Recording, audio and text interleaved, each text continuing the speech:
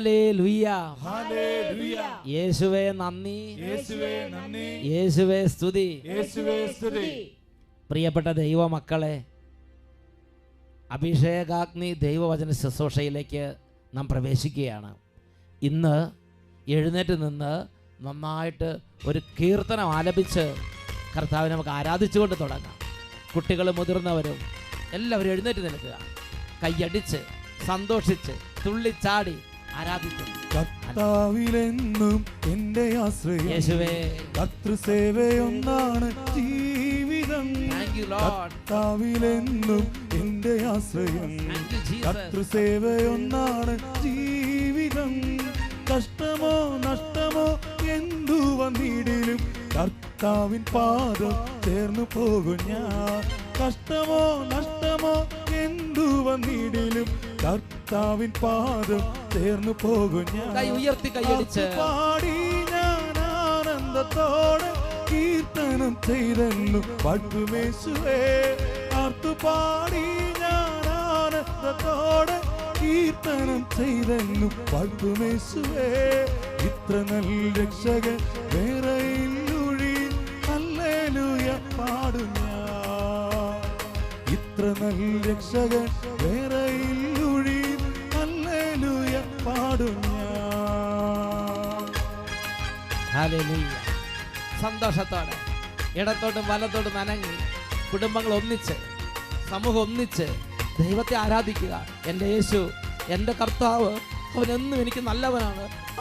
അവൻ്റെ ചേർന്ന് ഞാൻ ജീവിക്കും. Thank you Lord, thank you Jesus, thank you Holy Spirit. സ്വന്തം ജീവൻ തന്നു രക്ഷകൻ, തള്ളുകില്ല ഏതു ദുഃഖ നാളിലും. തൻ സ്വന്തം ജീവൻ തന്നു രക്ഷകൻ, തള്ളുകില്ല ഏതു ദുഃഖ നാളിലും. തൻ തിരു കൈകളാൽ താങ്ങി നടത്തിടും, തൻ സ്നേഹം ചൊല്ല ഓരോ വാക്കുകൾ. തൻ തിരു കൈകളാൽ താങ്ങി നടത്തിടും, തൻ സ്നേഹം ചൊല്ല ഓരോ വാക്കുകൾ. വലിയ സന്തോഷത്തോടെ പാടി ഞാൻ ആനന്ദത്തോടെ കീർത്തനം ചെയ്തെന്നു പാട്ടുമേശുവേ. പാടി ഞാൻ ആനന്ദത്തോടെ കീർത്തനം ചെയ്തെന്നു പാട്ടുമേശുവേ. ഇത്ര നല്ല രക്ഷകൻ വേറെയില്ലൊഴി, ഹല്ലേലൂയ പാടും ഞാൻ. ഇത്ര നല്ല രക്ഷകൻ വേറെയില്ലൊഴി, ഹല്ലേലൂയ പാടും ഞാൻ. ഹല്ലേലൂയ പാടും ഞാൻ. രണ്ട് കരങ്ങൾ ഉയർത്തി സമൂഹം മുഴുവൻ ഉറക്ക സ്തുതിക്കുന്നു. Glory, hallelujah.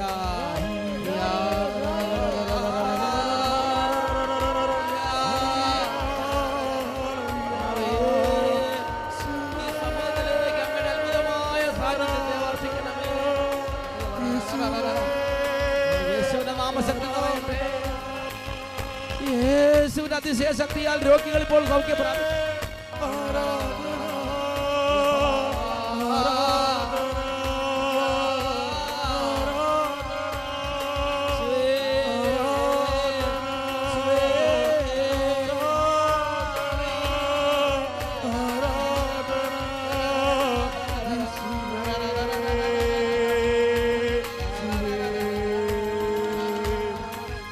വിശ്വാസത്താൽ ഞാൻ യാത്ര ചെയ്യുമേ, വീട്ടിലെത്തുവോളം ക്രൂശിൻ പാതയിൽ. വിശ്വാസത്താൽ ഞാൻ യാത്ര ചെയ്യുമേ, യേശുവിനെ നോക്കി വീട്ടിലെത്തുവോളം ക്രൂശിൻ പാതയിൽ. വൻതിര പോലൊരു ക്ലേശങ്ങൾ വന്നാൽ വല്ലഭൻ ചൊല്ലി എല്ലാം മാറിടും. വൻതിര പോലൊരു ക്ലേശങ്ങൾ വന്നാൽ വല്ലഭൻ ചൊല്ലി എല്ലാം മാറിടും. പാടി ഞാൻ ആനന്ദത്തോടെ കീർത്തനം ചെയ്തെന്നു വാഴ്ത്തുമേശുവേ. പാടി ഞാൻ ആനന്ദത്തോടെ കീർത്തനം ചെയ്തെന്നു വാഴ്ത്തുമേശുവേ. ഇത്ര നല്ല രക്ഷകൻ വേറെയില്ലൊഴി, ഹല്ലേലൂയ പാടും ഞാൻ. ഇത്ര നല്ല രക്ഷകൻ വേറെയില്ലൊഴി, ഹല്ലേലൂയ പാടും ഞാൻ. ഹല്ലേലൂയ പാടും ഞാൻ. ഒരിക്കൽ കൂടെ കരങ്ങൾ ഉയർത്തി കർത്താവിന് ഹൃദയം സമർപ്പിച്ച് ഒരിക്കൽ കൂടെ സ്തുതിക്കുന്നു. ഹല്ലേലൂയ. Thank you Lord. Thank you Jesus. Thank you Holy Spirit. We worship you Lord. You are here. We accept you Lord as our Lord, as our Redeemer, as our Savior. Thank you Lord. Oh Lord, you are my Creator. You are my Redeemer. I worship you. Thank you.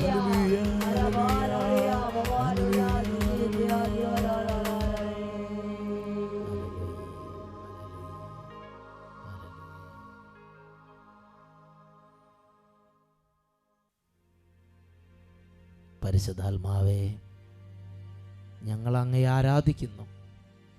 വചനങ്ങളുടെ ആഴങ്ങൾ ഞങ്ങൾക്ക് വെളിപ്പെടുത്തി നിത്യജീവനിലേക്ക് ഞങ്ങളുടെ ജീവിതങ്ങൾ അടുപ്പിക്കണമേ. Praise the Lord. Praise the Lord. Hallelujah. Hallelujah. എല്ലാവരും അവരവരുടെ സ്ഥാനങ്ങളിൽ ഇരിക്കുക. ദൈവവചന ശുശ്രൂഷയിലേക്ക് നാം പ്രവേശിക്കുകയാണ്. ഒന്ന് ഉച്ചത്തിൽ പറഞ്ഞ് ഹല്ലേലൂയ.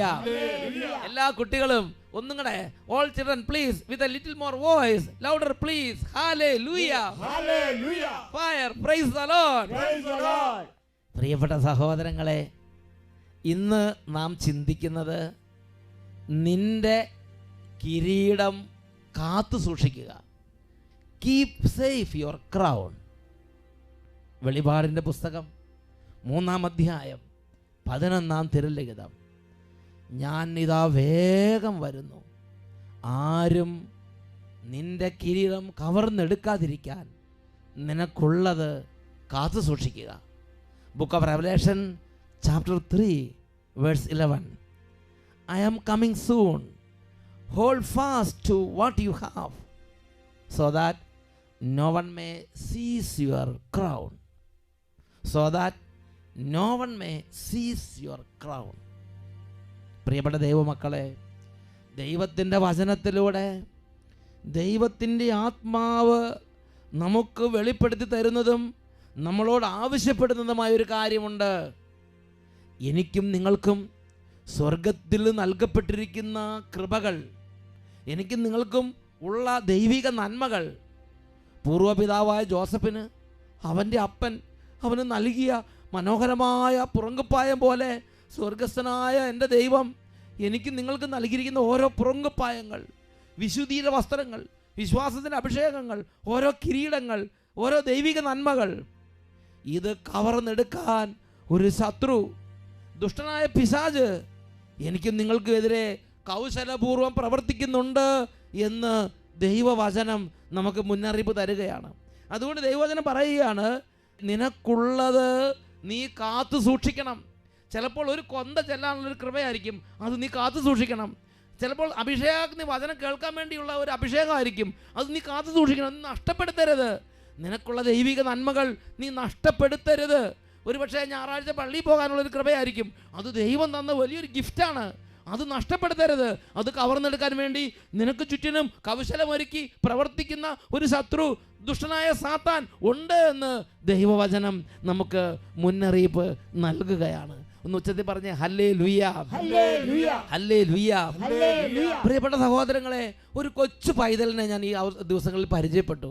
അവൻ ബാംഗ്ലൂർ പട്ടണത്തിൽ നിന്ന് അട്ടപ്പാടിയിൽ വന്നതാണ്. അവന് ദൈവം കൊടുത്തൊരു കൊച്ചു കിരീടം. There was a little boy with a small divine crown, with a divine gift. അവൻ അഭിഷേകാഗ്നിയിൽ കണ്ട് പ്രാർത്ഥിക്കുക.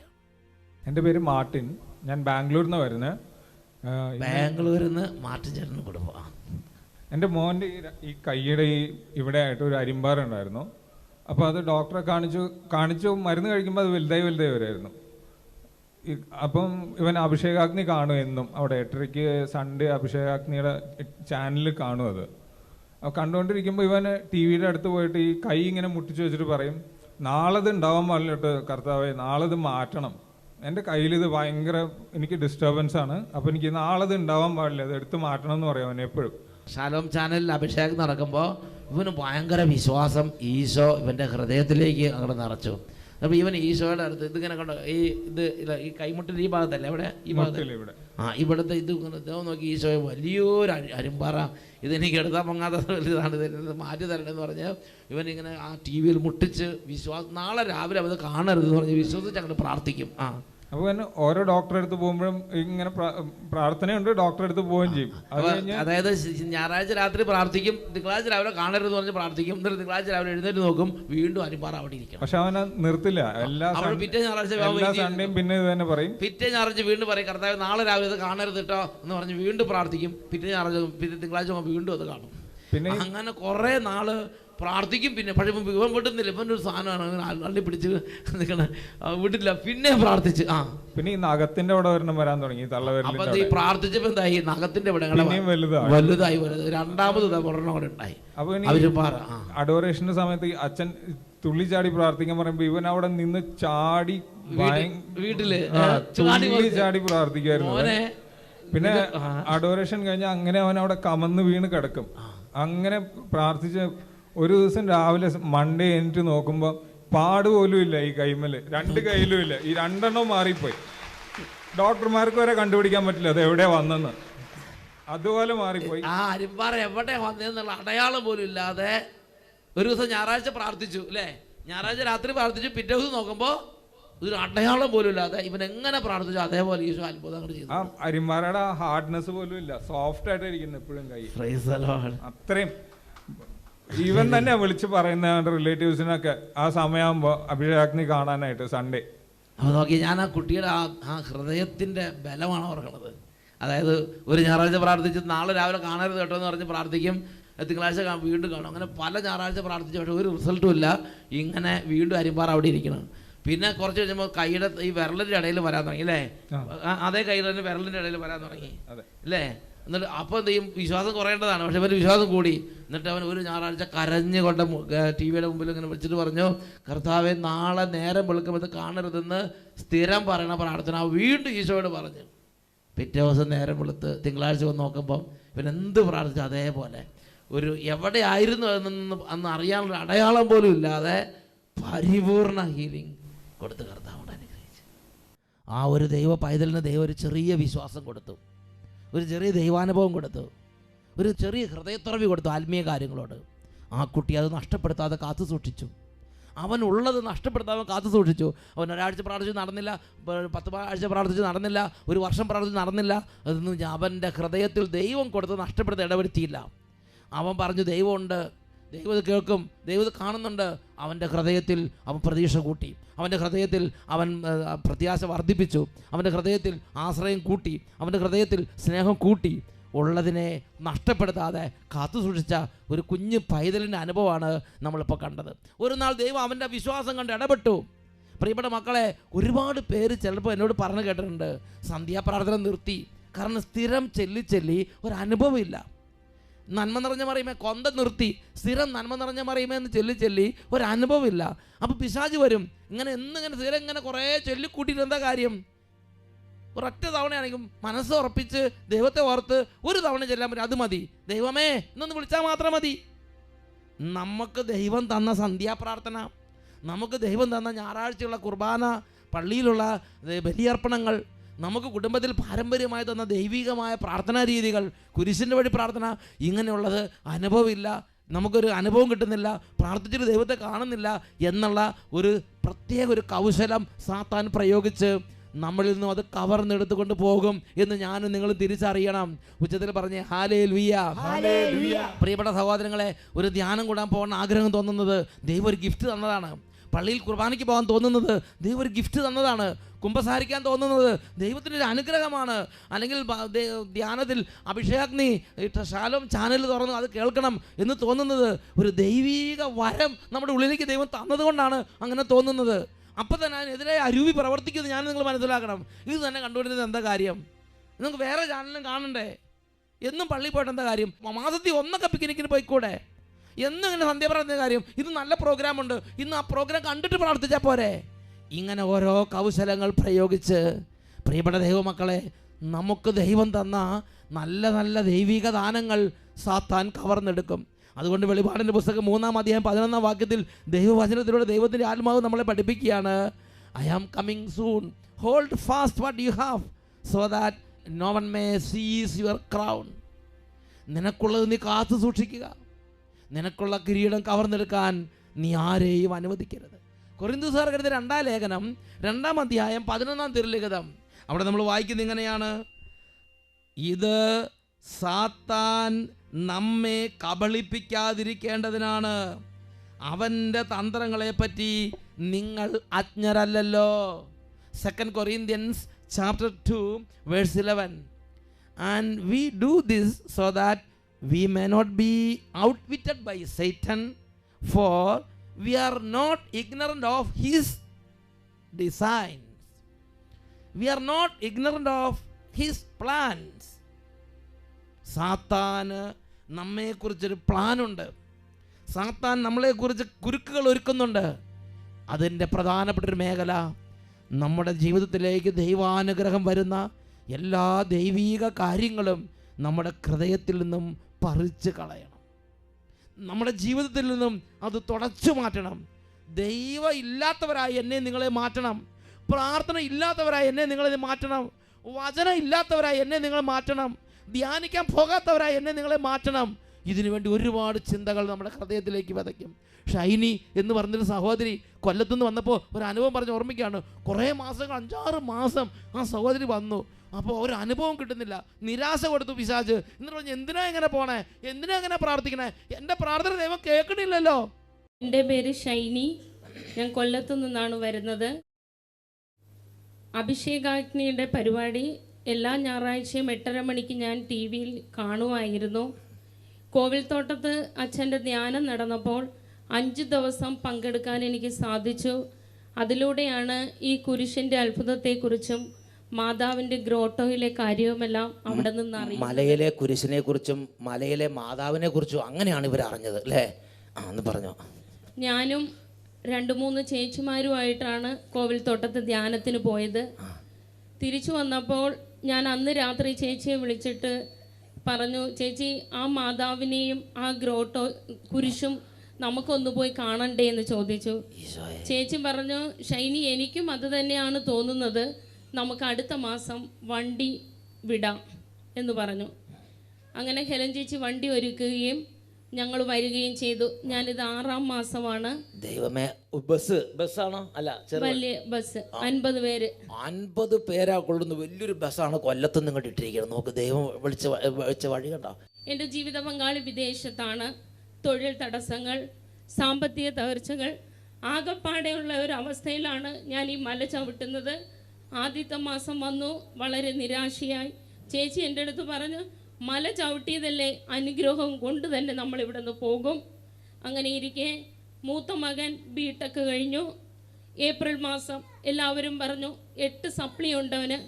എല്ലാവരും പറഞ്ഞു, ഓൾ പാസ് മേടിച്ചവർ പോലും എൻജിനീയറിങ് കഴിഞ്ഞ് ജോലിക്ക് തിരക്കി നടക്കുന്നു. എവിടെന്നാ ജോലി കിട്ടുന്നതെന്ന് ഞാൻ പറഞ്ഞു. നല്ല റാങ്ക് വാങ്ങിയവർ തന്നെ ജോലിയില്ലാതെ പലരെ ഞാൻ കണ്ടിട്ടുണ്ട്. അപ്പോൾ 8 സപ്ലി എന്ന് പറഞ്ഞാൽ ആകെ 10 വിഷയം ഉണ്ടാവുള്ളൂ. ഒരു 8 സപ്ലി. ഓഗസ്റ്റ് മാസം അച്ഛൻ്റെ അടുത്ത് പാസ്പോർട്ട്, 2 പേരുടെയും പാസ്പോർട്ട് ഞാൻ എടുത്തു. ഈ തകർച്ചകളൊന്നും ഞാൻ വകവയ്ക്കാതെ പാസ്പോർട്ട് എടുത്തു. അച്ഛൻ്റെ കയ്യിൽ കൊണ്ടുവന്ന് കൊടുത്തപ്പോൾ അച്ഛൻ പറഞ്ഞു, എല്ലാം ശരിയാകും. ഓഗസ്റ്റ് മാസം ഞാൻ ഈ പാസ്പോർട്ട് അച്ഛൻ്റെ കയ്യിൽ കൊടുത്തു. തിരക്ക് പിടിച്ച സമയം അച്ഛൻ എൻ്റെ കയ്യിൽ തിരിച്ചു തന്നു. പിറ്റേന്ന് എൻ്റെ മകൻ ഒരു ഇൻ്റർവ്യൂവിന് പോവുകയും, പിറ്റേന്ന് 8 സപ്ലി പിറ്റേന്ന് ഇൻ്റർവ്യൂവിന് പോകുകയും, ഇൻ്റർവ്യൂവിന് ആദ്യം ട്രെയിനിങ് ആണ് എല്ലാവർക്കും കിട്ടുന്നത്. എൻ്റെ മകൻ ഇൻ്റർവ്യൂവിന് പോയപ്പോൾ അവിടെ നിന്ന് ഒരു സ്ഥാനമുണ്ടായിരുന്ന ആൾ തന്നെ ഒഴിയുകയും ഓപ്പറേഷൻ മെയിൻ്റനൻസ് എഞ്ചിനീയറായിട്ട് അവൻ ആ ഓഫീസിൽ ജോലി കിട്ടുകയും ഡയറക്റ്റായിട്ട് കർത്താവ് അവിടെ കൊണ്ടേ ആക്കി. വീണ്ടും ഡിപ്ലോമ പഠിച്ചിറങ്ങിയ മകൻ, അവനും അരിയർ 2 എണ്ണമുണ്ട്. അടുത്ത മകൻ്റെ കാര്യം പറയണത്. നാഗർകോവിലിൽ നിന്ന് അവൻ പഠിച്ചു. പാസ്പോർട്ട് കയ്യിൽ കൊടുത്തു. അവൻ ഇത്തിരി കൂട്ടുകാരുമായിട്ട് ഇടപാടുണ്ട്, കറക്കങ്ങൾ. അപ്പോൾ ഞാൻ ഈശോയോട് പറഞ്ഞു, ഇത് ഏതെല്ലാം മേഖല തിരിച്ചു വിടണമെന്ന് എൻ്റെ കൽക്കുരിശിലെ അപ്പൻ അറിയാം. അവന് ഖത്തറിന്ന് വിസ വന്നു. സെപ്റ്റംബർ 12 എൻ്റെ മകൻ ഖത്തറിൽ പോയി.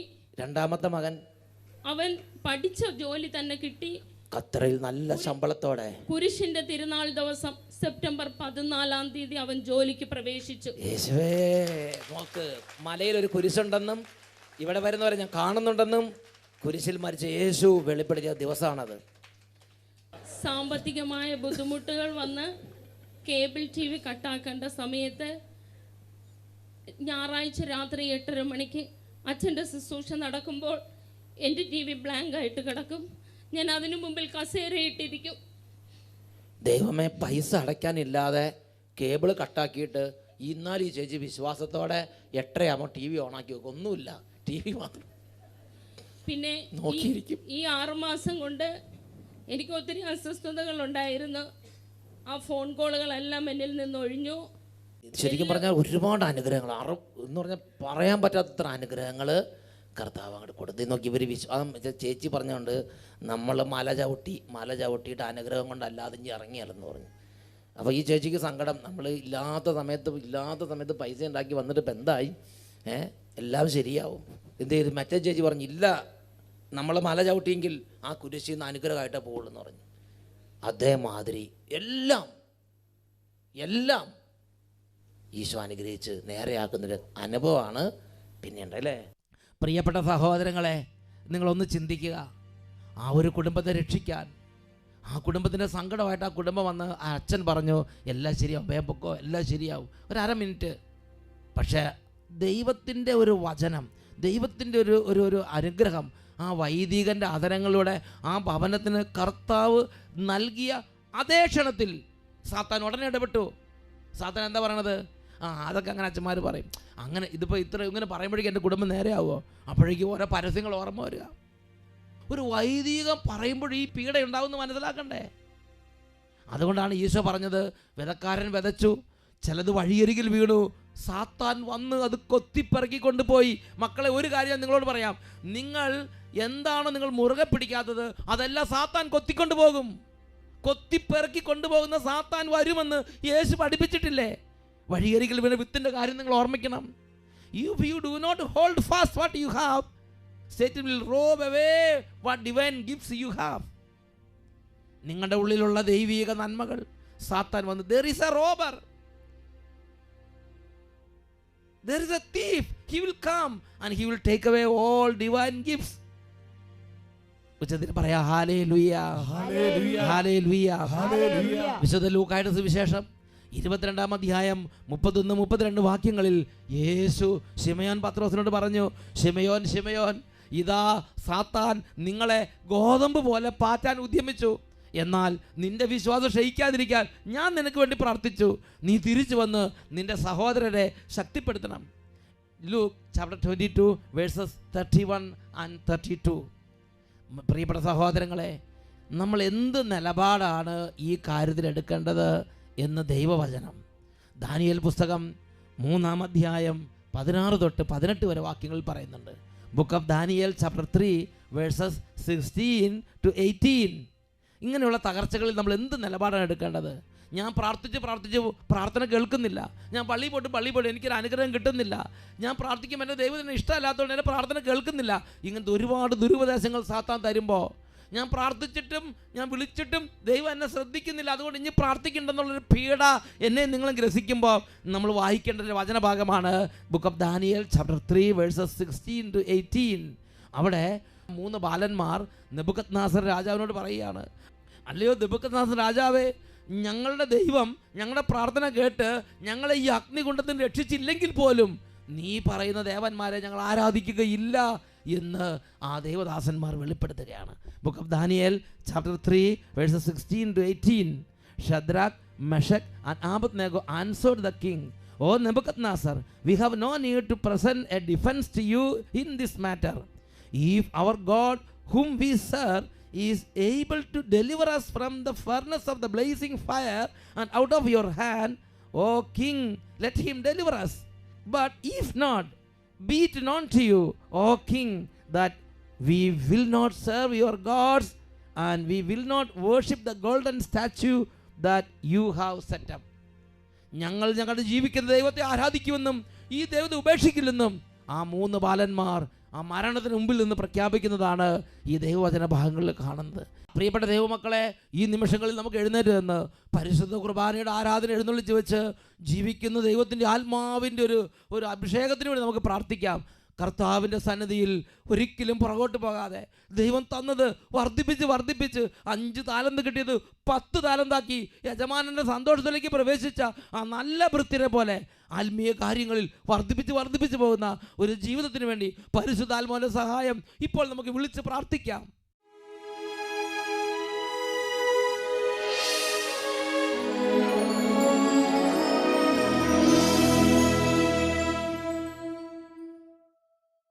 പ്രിയപ്പെട്ട സഹോദരങ്ങളെ, കർത്താവ് എഴുന്നള്ളിയിരിക്കുന്ന ഈ സമയത്ത് മുട്ടുമേൽ നിന്ന് 2 കരങ്ങൾ ഉയർത്തി എത്ര ഉച്ചത്തിൽ അവിടുത്തെ വിളിച്ചപേക്ഷിക്കാമോ അത്രയും ഉച്ചത്തിൽ സ്വർഗത്തിൽ നിന്നുള്ള അത്ഭുതമായ ബലത്തിന് വേണ്ടി നമുക്ക് പ്രാർത്ഥിക്കാം.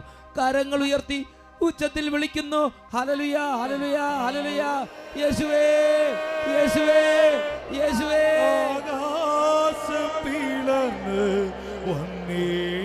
കരങ്ങൾ ഉയർത്തി ഉച്ചത്തിൽ വിളിക്കുന്നു, യേശുവേ. ഇപ്പോൾ സ്പർശിക്കണമേ, ഇപ്പോൾ തുടരണമേ, യേശുവേ യേശുവേ യേശുവേ. സ്പർശിക്കണമേ.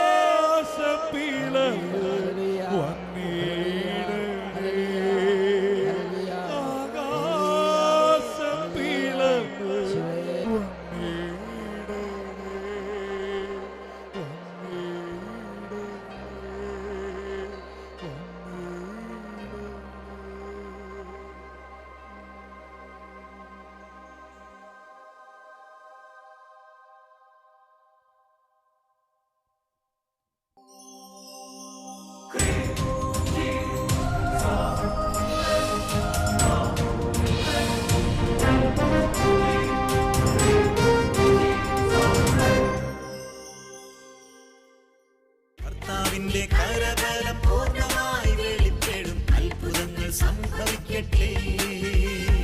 കർത്താവിന്റെ കരബലം പൂർണ്ണമായി വെളിപ്പെടും അടയാളങ്ങൾ സംഭവിക്കട്ടെ. ഇന്നിവിടെ ഈ നിമിഷം ദൈവശക്തി വെളിപ്പെടട്ടെ. ഇന്നിവിടെ ഈ നിമിഷം ദൈവശക്തി വെളിപ്പെടട്ടെ. ഇന്നും ജീവിക്കുന്ന യേശുവിന്റെ സാന്നിധ്യത്തെ ജനതകൾ കണ്ടിടട്ടെ.